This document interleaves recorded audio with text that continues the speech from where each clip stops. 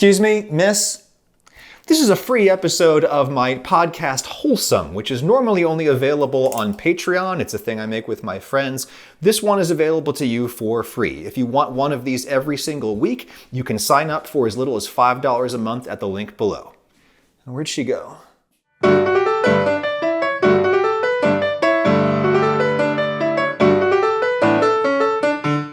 Apropos of recent conversations on this pod, I've been thinking about how weird it is that we eat together, but poop alone. I suppose it makes sense from an evolutionary standpoint. When food is fresh and clean enough to be eaten, it is microbiologically safe, and everybody wants some. So you plop it right down in the middle of the village where everybody can grab a piece and your whole community is stronger for it.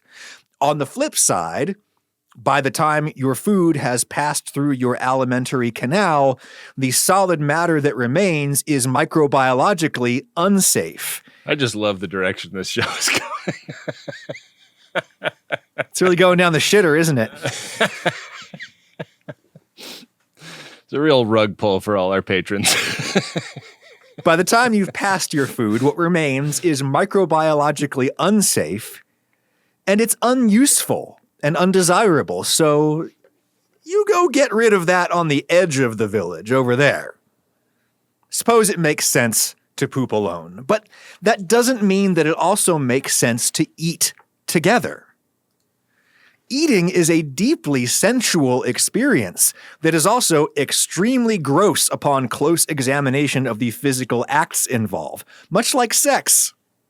And we generally don't have sex in cafeterias, so why do we eat there around all those other people, all those strangers just like watching us eat? Well, here's a historical text that I think sheds some light on the situation, or at least it gives us an example of someone from a different historical context struggling with the same basic questions. In 1849, then middle-aged American author Caroline Matilda Kirkland published a diary of her holidays abroad. It was called Holidays Abroad, or Europe from the West. And it would be easy to dismiss this text as a glorified lifestyle blog, but Kirkland was not just some rando. She maintained an influential literary salon in New York City, and her writing was admired by the likes of Edgar Allan Poe.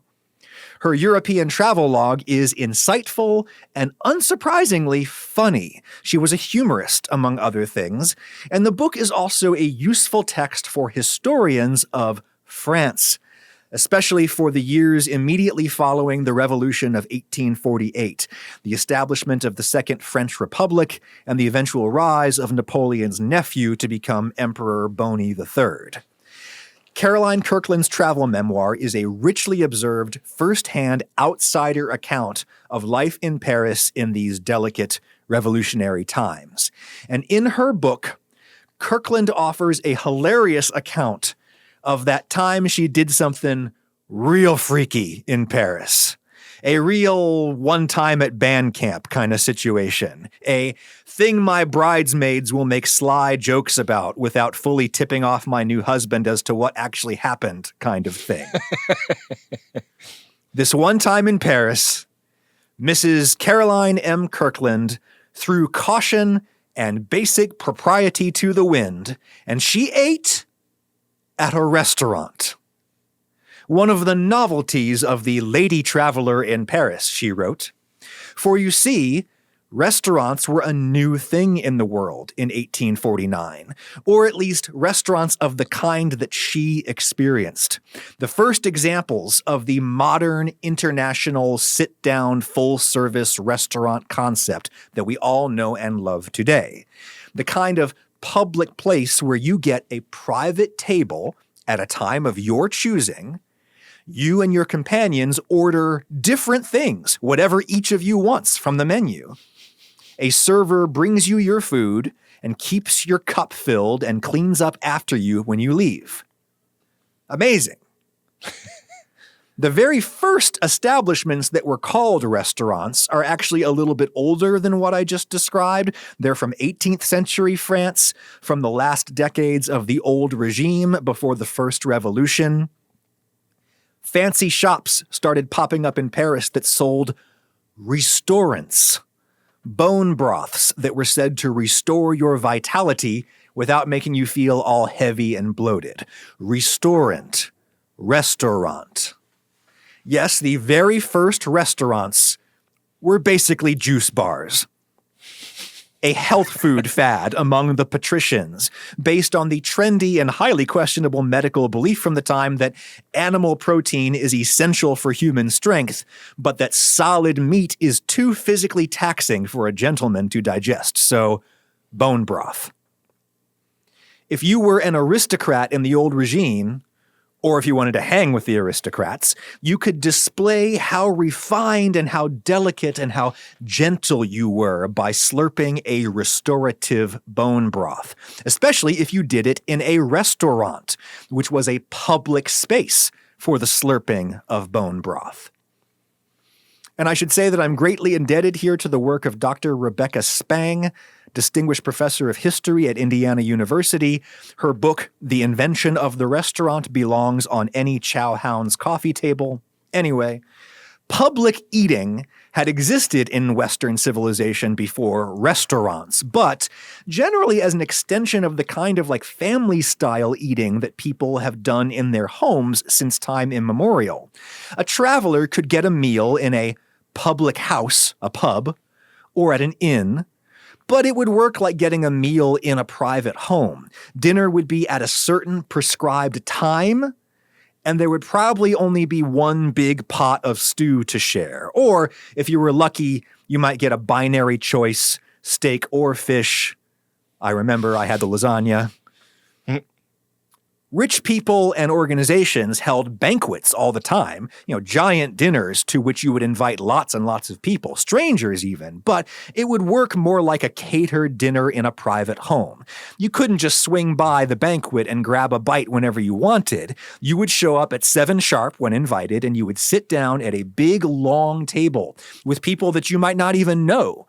And the servants, or servers, in this fancy aristocrat's home or this fancy guild hall or wherever you were having your big dinner, they would bring you slices of the communal roast. What made the very first restaurants different as public spaces for eating was not the fact that they sold bone broth. It was the entirely different style of service that went along with the bone broth. Probably in part because bone broth is a product made in bulk, in advance. It's always on tap. So diners could show up to the restaurant whenever they wanted, like an alcohol pub.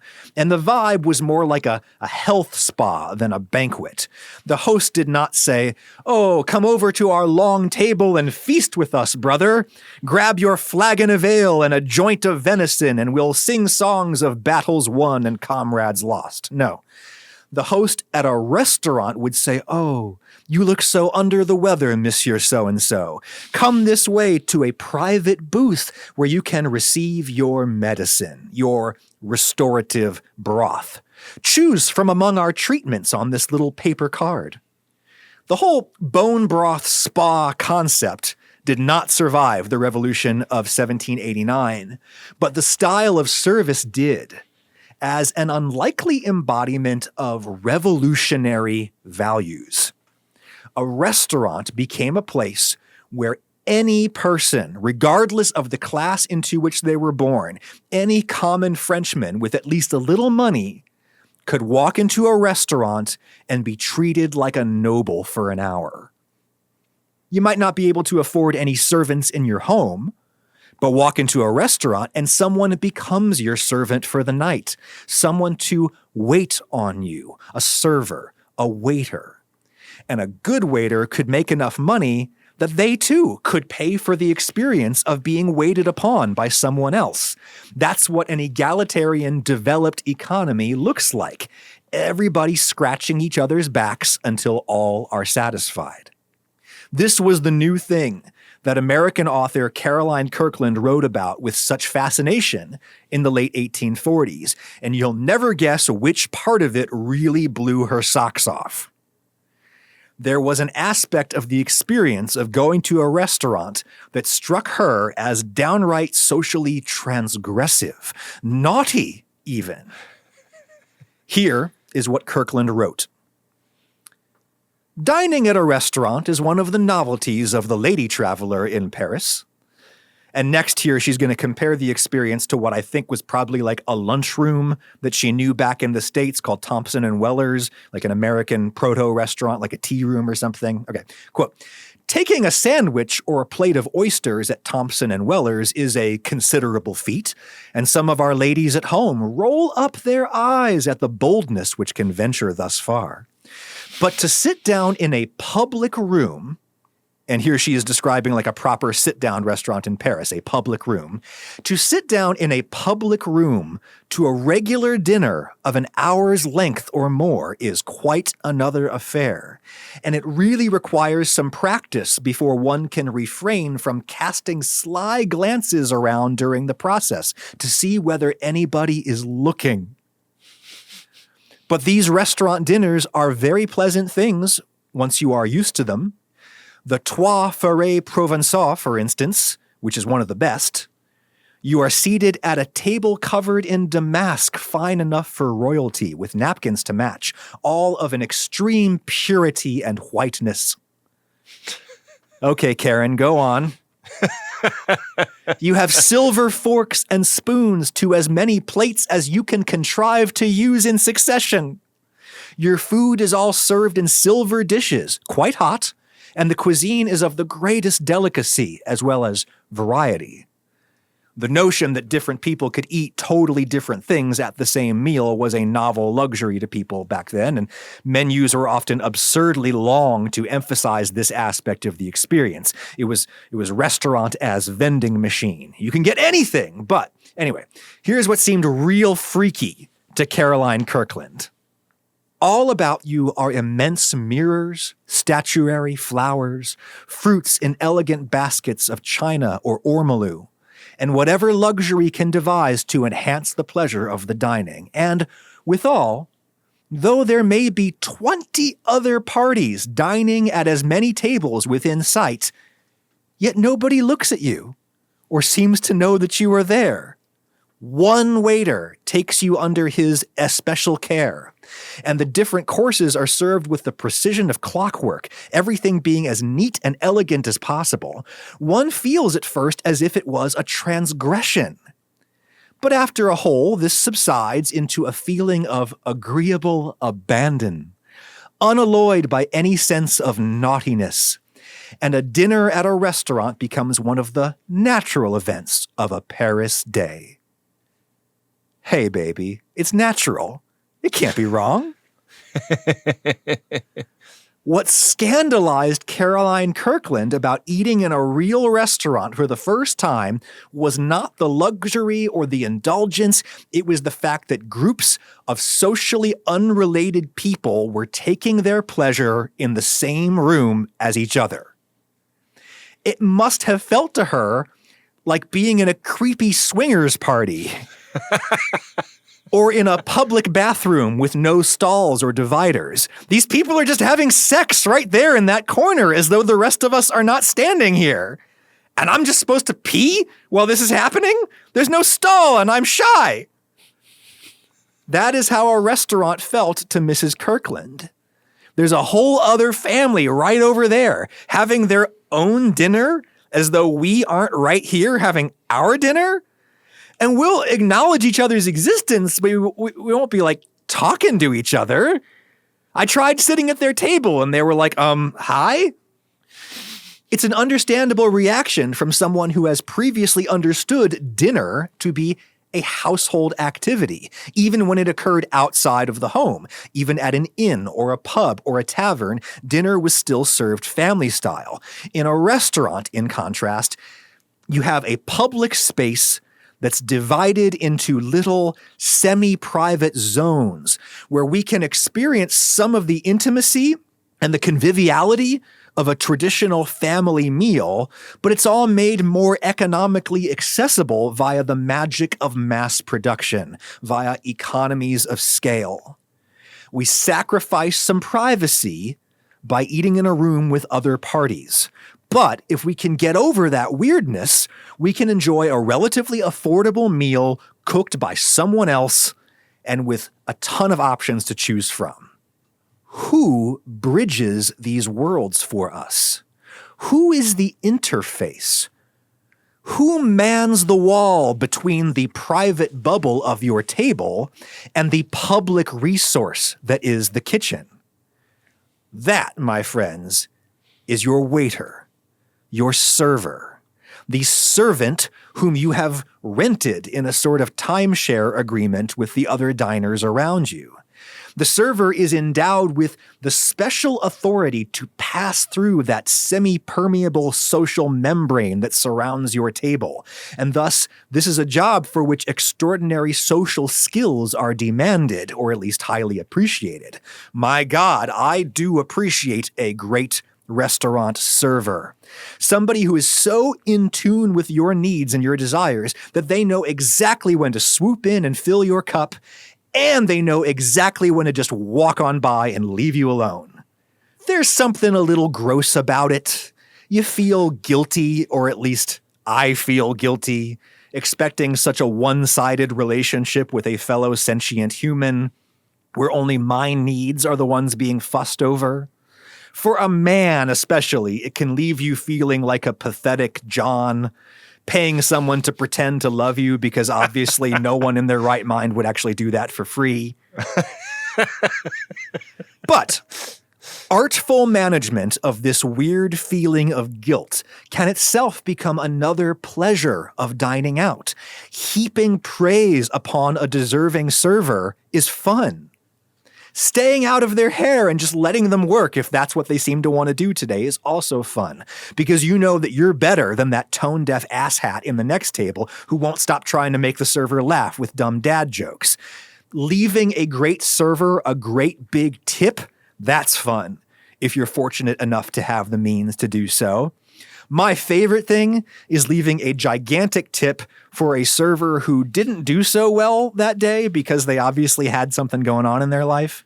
That feels really good, to leave someone a money bomb on the table and just walk away. No reaction as it explodes behind you. Never look back. It's not cool if you make people grovel for it. There's no shame in a mutually beneficial exchange. And restaurant service, when it's working, when labor practices are fair and equitable, when it's good, it's real good. And that is what I am finding wholesome today. Excellent restaurant service. Today, we serve the servers and wait upon the waiters and give them the praise they are due. Surely that is wholesome to everyone else at this table?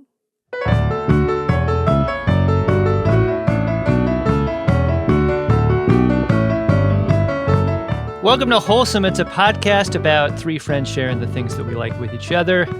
I'm Adam Pranica. I'm Adam Ragusia. I'm Ben Harrison. Have you ever worked as a server, Goose? Myself? No, I've had a number of menial service jobs. I guess I was good enough at them to hold them all for a certain amount of time, and thus that wheel never spun to restaurant server. But many other, retail service type jobs, low level. Yeah. Pranica, have you? I know Ben has. I was never a server. I was a busser. Oh, a busser. I'm so sorry. Yeah. I never rose to the hallowed rank of waiter. Pranica, did you inhabit those lofty heights ever? Yeah, I worked in all kinds of jobs where you deal with the public, and some jobs where I serve them food, but I wasn't ever a tipped employee in the way you're describing. I think it's a little different when you work in a deli or tear tickets at a movie theater or whatever. The busboy job that I had was at a restaurant that had a star, and it was kind of unusual in terms of like the Michelin star restaurants of the world, in that it was very pubby. Gastropub kind of thing? Yeah, it was a gastropub, and I think it was kind of like the great gastropub at the time. but it was very down at heels. Like the waiters wore T-shirts, and there were not white tablecloths on the tables or anything. But they took it really seriously, and it was immediately clear to me that it took a ton of knowledge, like deep knowledge of the menu and the wine list and what was available at the bar to do that. Like I started that job going like, okay, well, like I love food and wine and beer, so surely I'll be a busser for like a month or something, and then they'll be like, okay, Ben, enough fucking around. You can get a shift behind the bar or something like that. And no, like my training was in huge part about memorizing the menu, memorizing how things were prepared, memorizing which wines went with things. And I was a fucking busser. I just needed, like, they needed me to be able to answer like basic questions about the menu with confidence that I rapidly found that I was way in over my head. Like, and I like, as much as I like food and from a pretty young age fancied myself someone who thought very seriously about it, I didn't know this menu and I didn't know this wine list, you know, like there were things on the menu that were completely new to me, and I needed to be trained up on that specific thing. And it gave me like a whole new respect for the ability of someone to come over to the table and, you know, hear the like 6 things that your party is thinking about getting and maybe whittle it down to 5 or recommend a 7th thing if that's not going to be enough or whatever. Like, it's a really tricky job. And I think I would be bad at it, frankly. Well, I think this is why even at very good places, sometimes, in fact, quite often, front of house staff makes a lot more money than the back of house staff, which seems wrong at first when you consider that the server needs to know almost as much about the food as the cook does and has to have all of these soft skills, you know. Right. It's really a heavy lift. I know that all 3 of us are big appreciators of great restaurant servers. I wonder if we shouldn't maybe just start things off by going around the horn, maybe sharing a favorite experience, like a favorite server or just an awesome thing that you like to look for when you are on the receiving end of one of these wonderful relationships.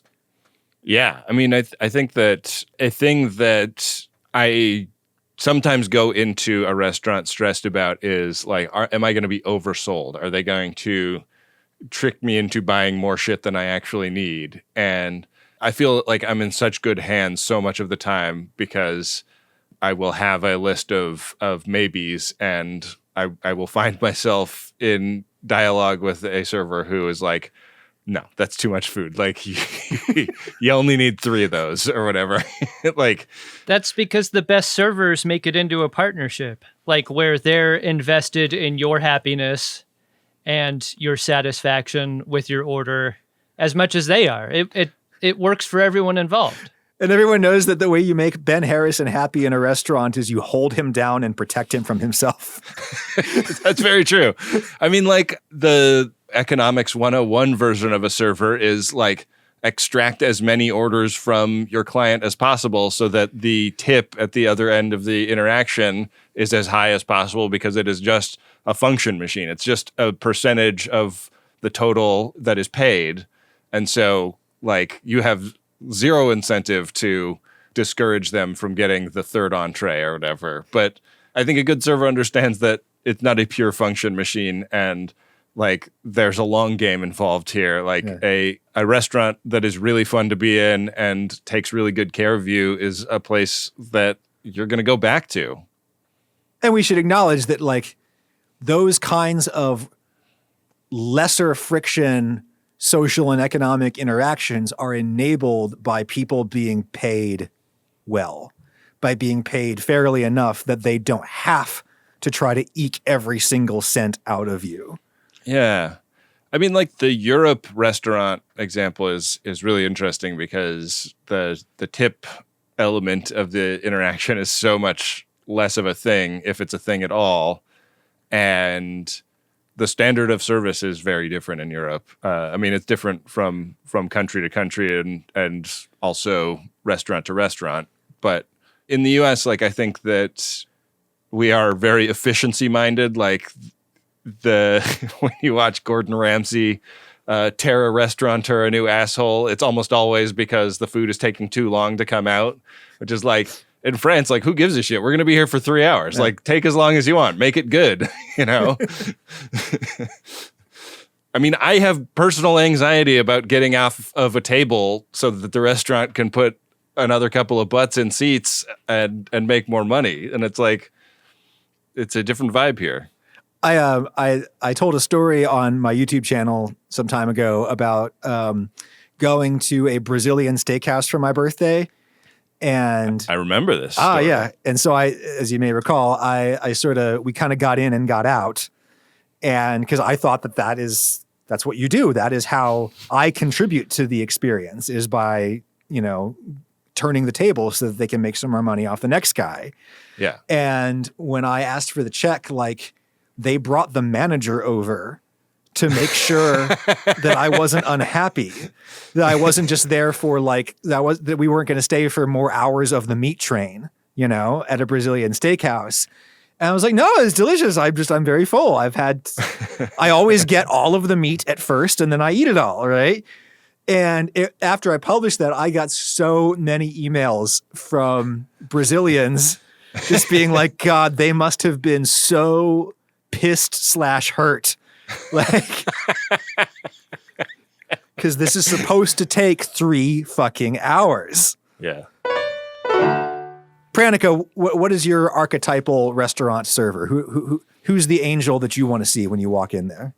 I think there's really 2 kinds, and I think you said this in your very extensive monologue. Sorry, they're getting more extensiver. I'll work on that. That one of the things that you appreciate is like the decorum, and I think when out-of-town friends come to visit me in LA, one of the places I like to take them is Musso and Frank, because it is, on the one hand, like the institutionalized class of dark wood and suits and suit sleeves with stripes for every decade of service on the servers there. And it seems like on the outside it would be wildly formal, but once you're on the inside, you realize that all of the servers are keeping it light and fun for that reason. Like, they're kind of cutting against its own grain. Yeah. And like the last time we were there celebrating a friend's birthday, she was blown away by the server because it wasn't just that you ordered a steak. You're like, I will have this kind of steak. And the server, as if on a script, was like, yes, I will get you this cut of steak cooked over a charcoal grill to perfect doneness, served with the side of scalloped potatoes, and on and on. And this happened around the entire table. Everyone made an order, and he would parrot it back to them in Musso and Frank speak. And I can understand how this would sound annoying or stupid to some people, but the formality of it, especially on the occasion of a friend's birthday, was just such a delight. Yeah. And try as you might to break the spell of that or the script of it in the way you described earlier about like doing dad joke shit. None of us were doing that, but we were trying to have a conversation about like, is this enough food, in the way that Ben described earlier, or whatever. Trying in whatever way we could to get out of the scripted format of server and customer conversation. He just wouldn't do it. And it was kind of a miracle that way, in a way that I've grown to appreciate, in a way that makes dinners there really special whenever I go. The other kind that I also really like is the format breaker, where you are permitted to cut through the bullshit. And this often happens when you're a regular at a place. This is my favorite kind of restaurant relationship, where you're at the corner of the bar because that's always your seat, and you're always served by the same person. And it's never, how are you today? I am fine. How are you? It's like a what's up relationship. Can I get you the thing you always get? It's all good. Like, there's a chasm between those two types of servers. And in the middle, I totally forget about those experiences and never think of them at all. Like, it is always for me ever one or the other. And absent those two qualities, I'm like, cool, that was a fine experience, but like I'm not coming here for whatever type of server arrangement this is. And I really do appreciate, the opposites at both poles there. I hadn't thought about it in these terms until you said that, Adam, but it makes, knowing the historical context for the origin of restaurants in France, there's like an analogy you could make between political communication, like formal political communication versus populism, where, part of the reason why, relationships of power have historically used formal language, and, there's a way that the government writes to you, and there's a way that you write back, and all that kind of stuff. Part of the reason, people think that it's like, it's all hoity-toity, they're trying to make you feel small and stupid. No, they're trying to treat you equally. They're trying to treat you fairly. This is the way that we talk to everyone. And so anyone, regardless of social class, comes into this restaurant, we're going to talk to them the exact same way we're going to talk to you as though you are a gentleman, right? Yeah. If you're a stranger in a strange land, and by that I mean a person going to a restaurant you've never been to before, you want to feel like you're in good hands. And I think that is a way that can be conveyed. Mm-hmm. Yeah. The restaurant I worked in, the employee handbook had a pretty fucked out phraseology for this, but it was kind of true, because a lot of very famous people did come into the restaurant, and it said, treat all of the celebrities like regular customers and all of the regular customers like celebrities. Yeah. And I found that really worked. Like when I was like helping at a table where I was like genuinely starstruck by somebody that was there, that was like something to keep in mind. Like this person does not want their spot blown up. They want to just be in here and enjoy a normal restaurant meal like everybody else, Hell yeah. That's a good couple of rules for life.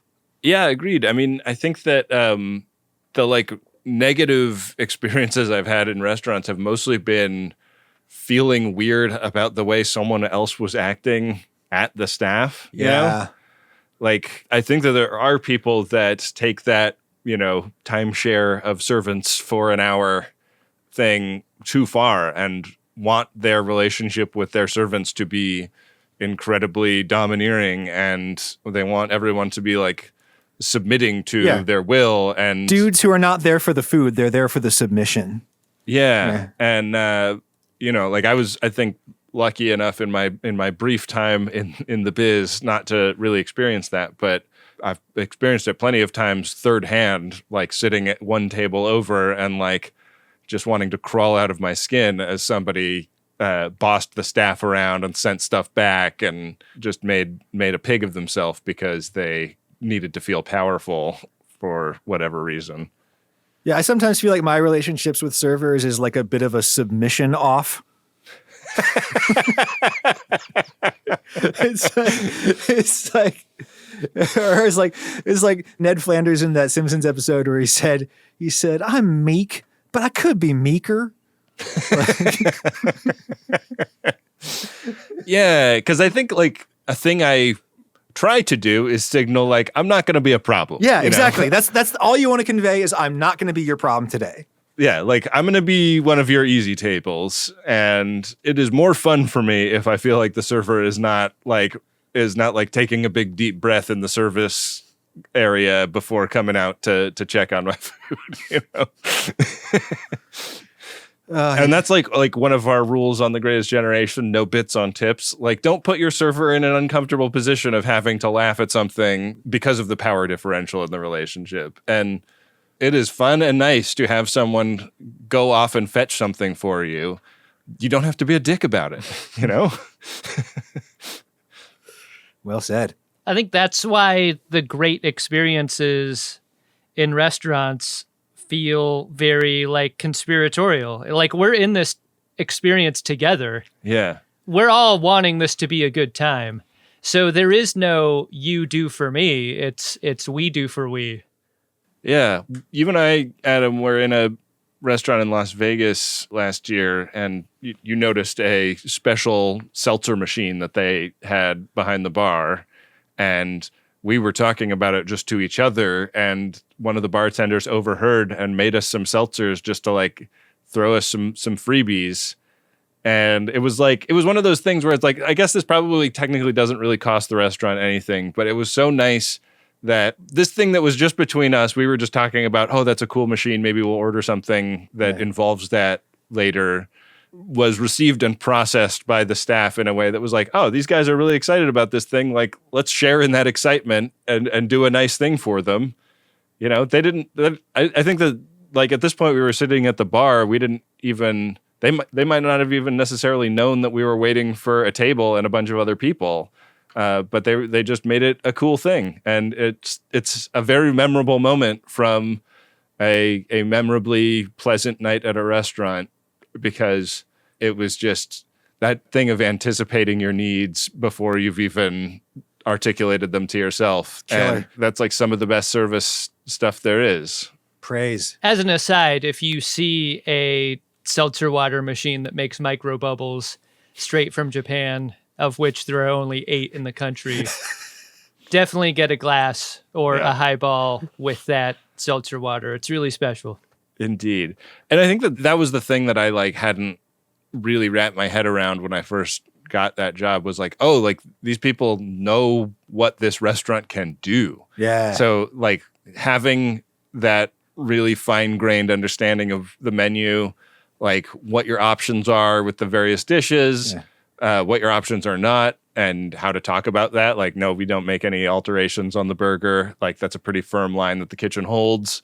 Whatever your like opinion about that kind of decision a restaurant makes is, a server is empowered to think about what their clientele might or might not need by having that kind of knowledge, by like really knowing the menu up and down and really, you know, like, oh yeah, like, I mean, if you're getting the kidney pie, like you're going to want like a really big fat red wine to go with it. And we have 3 really good options, but I think this one that's at the middle price point is kind of the banger. I have my own soda water memory from a particularly great restaurant server experience. When Lauren and I were young and we had just moved to Boston, Massachusetts, we got there shortly before our wedding anniversary, and we decided to have dinner at Number 9 Park, which was a restaurant on the Boston Common that I don't think is there anymore because the chef, she kind of got Me Too'd, and her empire crumbled because apparently she was a gigantic dick to work for. But anyways, but Number 9 Park was a killer restaurant, and we did not have we lacked the money and the social standing to be there. Like, we were visibly stretching by being there, right? And we got a reservation at 5 when they opened, and so there's nobody there. And we just looked like... Did Number 9 Park have a blue plate special? And I think I ordered some shellfish appetizer that when I was trying to extract it, I splattered juice all over myself in this very uncouth way. And I was like, oh, okay, that's a thing that happened. And I'm just going to have to live with the shame of that for the rest of this meal. And then our server, she looked like she was a few years older than us, not many, but a few years older than us. And like a duck in water, an old pro, someone who rules this restaurant, absolute professional. She comes over with one of those beautiful, glass bottles of seltzer water with the little pop top on top, and some white cloth napkins. And she says, I see we had a little splash over here. And I'll never forget the incredibly kind way she said that, as though it was a fun thing that had happened and not a mortifying thing that had happened. It was I see we had a little splash over here. And then... like a patient wife when the lovemaking ends too early. Exactly. So patient. She dabbed some soda water on the napkin and took the liberty of trying to do a little bit of the work, at least on the shirt, not the pants. Right. And I remember thinking that it was kind of Jesus washing the feet of the prostitutes or whatever. Like, she was so obviously so far. I believe he called them sex workers. Sex workers, I'm sorry. She was so obviously socially above me in that, even though she was working for me, no, that was her place, right? She was socially above me in every way in that interaction, but ritually, she lowered herself to like wash my feet. A real power bottom move. There's a real power bottom move. Is that a kind of excellent waiter, a power bottom? I think that when you notice it all the time, the way a server makes themselves part of your group by using that we terminology. How are we liking everything? Yeah. What are we thinking about for mains? Oh, I think we had a little splash over here. Nope, don't like that. Oh, no? Nope.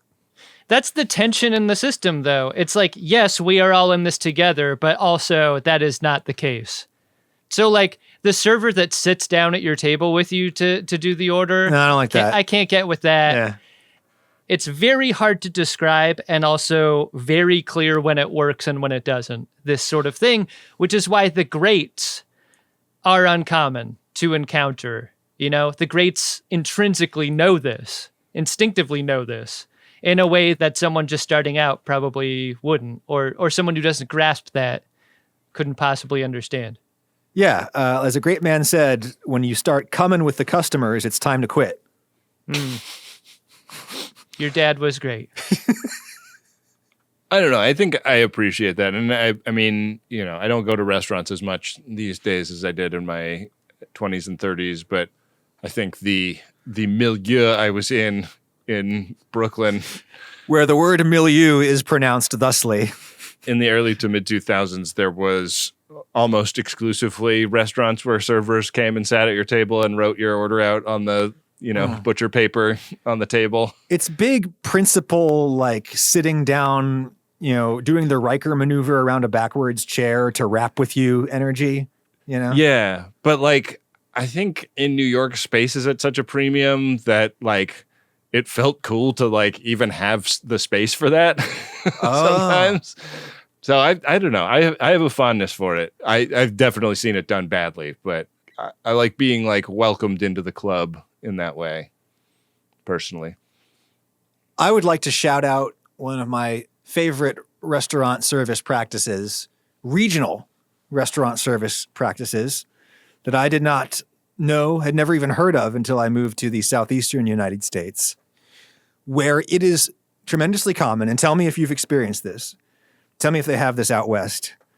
It is very common at a restaurant in the Southeast to be offered a free to-go version of your soft drink upon leaving the restaurant. A to-go Coke, even if it's not a Coke, because that's how they say it down here. And I got to say, boy, do I love me a to-go Coke. I've not encountered this.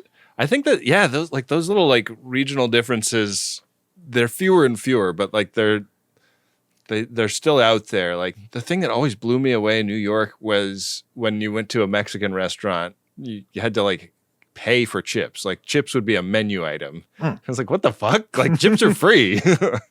Like, having grown up in California, like when you go to a Mexican restaurant, you sit down and chips are there, you know? In Soviet Russia, chip buys you. And it's like, I mean, like typically there's free bread at you know, the kind of restaurant that would have bread. But yeah, like if you want chips and salsa, that's like $7 was a thing that I really hated about East Coast life. Like I'd rather live in New York than LA, but that's one thing that I'll take over New York any day of the week is the way a Mexican restaurant operates. Well, when the rent is too damn high, yeah, someone's got to pay for it. I always wonder about that because like putting some bread on the table, putting some chips on the table has got to cut down on how much you can make on a given customer. Because like, I mean, when I go to a family Mexican restaurant, like I'm eating 1,200 calories worth of chips before the server is even at the table to take my order, you know? I'm just like, just build it into the cost of the entrees. You could double it. You could charge me double what I would pay for a la carte bread and roll it into the cost of my entree, call it free bread, and I will be tantalized by it. When it's free, it's better. That's all that matters. Paying $22 for 2 chicken enchiladas, the cost is absorbed into the enchiladas bin. Well, yeah, sure. But to my point, in New York, it's not. And I don't like that. Yeah. Just to tie it all up, appreciating great service and great servers when they help you, is it wholesome? Absolutely. I think because it's about being in the moment. Everyone's got to eat. Everyone's got to eat multiple times a day. How often do you eat a forgettable meal over the sink, staring out the middle distance? Like, there are a million moments in a person's life that fall away from memory, but the idea of sharing a meal with someone that you like, being helped out by someone who really gives a shit, and noting that moment and appreciating it, does it get any more wholesome than that? Maybe not. I love the stewardship of the hang that a great server can perform. It very much is a performance, and it's like it's sort of interactive storytelling almost. Like they're your dungeon master, but unlike a DM, they're trying to keep you out of peril. And well executed, it is just so great. And even just like competently executed is something I really appreciate. It's really tough work. Like, I think a lot of people underestimate how much a good server both has to know and has to do. Like, they're on their feet their whole shift. They have so many tables to keep track of and check in on and make sure, things are happening for them at the pace that they want things to happen for them. It's something I really, really appreciate. And I look forward to a time in my life when I'm flush enough with cash to leave the Adam Ragusa explosion behind me in slow motion tip. Real quick story about that before we go. I think I mentioned to you guys I had this great trip about a year ago where I went to the Research Triangle of North Carolina for an aquarium conference, and I ate alone at different steakhouses around Raleigh like every night of the week. And I went to this like kind of hip suburban place in like a 70s neighborhood, and man, just the thing that I got going with my bartender / waitress there was like so killer. She was just like not pushing anything on me, but she could tell that I was there to go all out. And so whenever I was thinking about like, dipping into the ammo another time, she made sure to like be there with the belt to feed it into the minigun, and like she get some. Hell yeah. I remember I saw there was like I'd been there for a long time and had a lot of drinks. And then I saw like there was like a martini, like a smoky martini that was served in under like a beaker with a bunch of smoke in it. One of those fucking gimmicky things. And I was just like, can I have the smoky martini? And she was just like, yeah, you can. And she was like, you have a giant ice cube in your mouth, don't you? No, I was just happy to see her. And anyway, so she just takes real good care of me. I'm having a lovely night. I leave her an enormous tip. I decide, hey, I'm just going to have a walk, an evening constitution, walk this off. Because I don't think I could drive. So I was like, I'm going to go take a long walk, right? So I just walk around this kind of charming 1970s neighborhood outside of Raleigh for a while, have a lovely evening. But to end things where they began, the natural consequence of all of my consumption was welling up inside me. And I needed to deposit it somewhere. I wasn't going to make it back to the hotel, right? So I was like, okay, well, the car is at the restaurant. I'll just swing by into the restaurant and I'll use the bathroom, right? Which was already really hard for me because it's like they might not know that I ate there already. And so they're going to think that I'm just going in the back. Am I a weird guy just going in the back to use the bathroom? And I'm like, oh, I don't want to do that. But I really don't have any other options right now. So I just like power walk through the restaurant. The bar where I ate is sort of in the back. And I sort of power walk past the bar and I'm like, nobody see me, nobody see me, nobody see me, nobody see me, nobody see me. And then there's the bartender / waiter who's just like, oh, hey, thank you so much. So not only was it super awkward because I really had to drop some kids at the pool, like It was also awkward because like I was violating my rule. You never look back at the explosion ever. No, Cool no. guys don't look at explosions. Cannot look at the explosion. Okay, you walk away and let it happen behind you. And so because I had another explosion to deal with, I had to violate my rule. It was the worst. It was one of my greatest moments of shame was walking to that. I've had many shameful walks to bathrooms, and that might have topped it. Yeah. I was like, "You're welcome. I really have to use your bathroom. Bye." But if you're out there, you were awesome. Well, this has been an episode of Wholesome. We really appreciate that you supported it. We also really appreciate Carter, who supports at the most wholesome level. Thank you to Wendy Pretty, our producer and editor, for all her hard work on this show. For Adam Ragusi and Adam Praniga, I've been Ben Harrison. And if you liked this, I hope you will talk to some friends of yours about some stuff that you like.